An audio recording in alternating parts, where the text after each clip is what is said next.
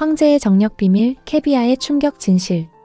러시아 황제들의 비밀 무기를 아세요? 세계 최고의 정력 보양식이라 불린 음식의 진실을 파헤쳐 보겠습니다. 바로 러시아의 그 유명한 캐비아입니다. 러시아의 눈 덮인 궁전, 샴페인과 함께 빛나던 황제의 식탁. 귀족들의 밤을 책임졌던 진정한 보양식. 하지만 캐비아는 단순한 고급 음식이 아니었죠. 그 속에는 피를 데우고 보양하며 정력을 끌어올리는 힘이 숨어 있었죠. 오늘의 세 가지 키워드는 철분과 황제의 식탁, 정력 보양입니다. 이 세 단어로 캐비아의 비밀을 풀어가 보겠습니다. 황제의 식탁 위 검은 보석. 러시아의 차르, 황제들의 연회를 떠올려 보세요. 화려한 샹들리에, 끝없이 늘어선 금빛 접시. 그 한가운데 놓여있던 검은 알, 바로 철갑상어의 알, 캐비아였습니다. 바다의 검은 진주라 불린 캐비아는 정력과 더불어 신분의 상징이었습니다. 중세 러시아에서는 귀족만이 캐비아를 먹을 수 있었습니다. 농민이나 평민이 먹으면 처벌을 받았을 정도로 철저히 관리됐죠. 황제들은 왜 이 작은 알에 집착했을까요? 그 이유는 첫째, 철분입니다. 철분은 피의 핵심 성분인 헤모글로빈을 만드는데 필수적입니다. 피가 맑고 건강해야 전투력도 정력도 유지됩니다. 겨울이 길고 추운 러시아, 사람들의 몸은 쉽게 차가워지고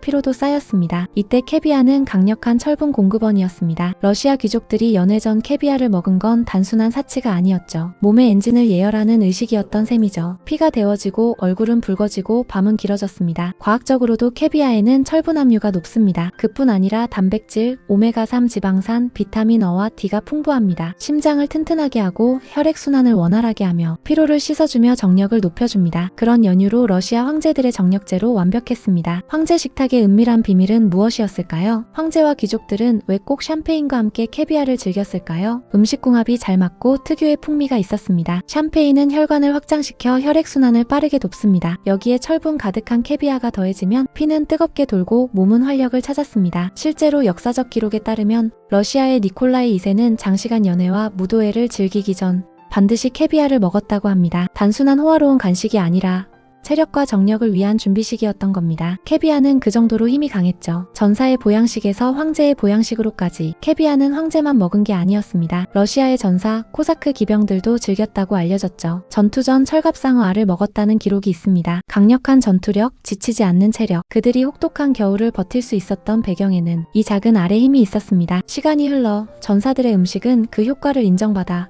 황제의 식탁에 오르며 신분의 상징으로 바뀌었습니다. 즉, 캐비아는 전사의 보양식이자 황제의 정력제였던 셈이죠. 캐비아의 정력 보양은 과학으로 증명이 될까요? 이제 현대과학의 눈으로 캐비아를 살펴보겠습니다. 캐비아 100g에는 단백질이 약 25g, 철분이 11mg이나 들어있습니다. 이는 하루 권장량을 훌쩍 넘는 수치죠. 또한 아르기닌이라는 성분이 풍부합니다. 아르기닌은 혈관을 확장시키고 혈류를 증가시켜 남성 건강에 큰 도움을 줍니다. 캐비아는 러시아판 비아그라였던 셈입니다. 뿐만 아니라 비타민 B12는 신경과 피로 회복에, 비타민 D는 뼈와 근육을 튼튼하게 하는데 도움을 줍니다. 작은 한 스푼의 정력 보양 풀 패키지가 들어있었던 거죠. 캐비아의 문화적 상징은 어떨까요? 하지만 캐비아는 단순한 영양제 이상의 의미를 가졌죠. 러시아 문화에서 캐비아는 권력과 쾌락을 동시에 상징했습니다. 차르와 귀족들이 캐비아를 집어먹는 장면은 곧 권력 과시였죠. 나는 이렇게 귀한 것을 아무렇지 않게 먹는다. 이 과시는 동시에 은밀한 정력의 자부심으로 이어졌습니다. 그래서 러시아 속담에는 이런 말도 있습니다. 캐비아 없는 연애는 연애가 아니다.